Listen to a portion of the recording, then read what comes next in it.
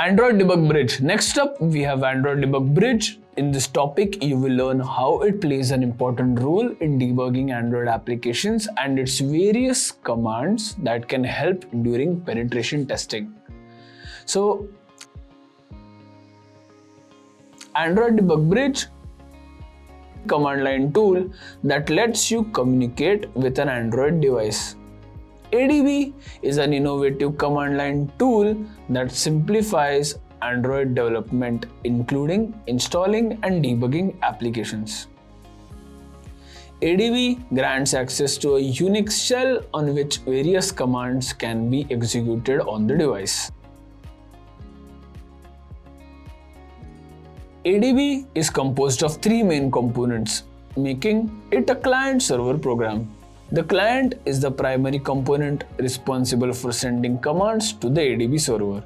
The client runs on the development machine and can be invoked via the command line terminal using ADB commands.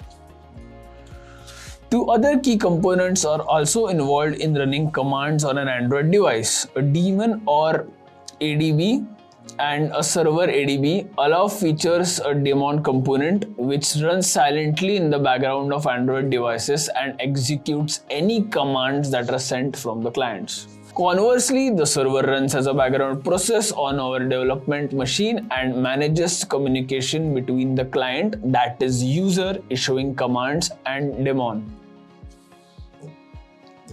Now let's look at some basic commands used in ADB. ADB devices, list connected devices.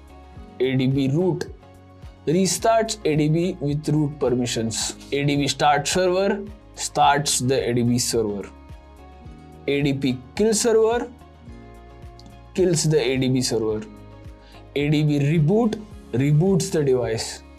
ADB devices, list of devices by product under model. ADB shell. Open the Android terminal. ADB shell install space APK file name. This installs the app. ADB shell uninstall space APK file name removes the app.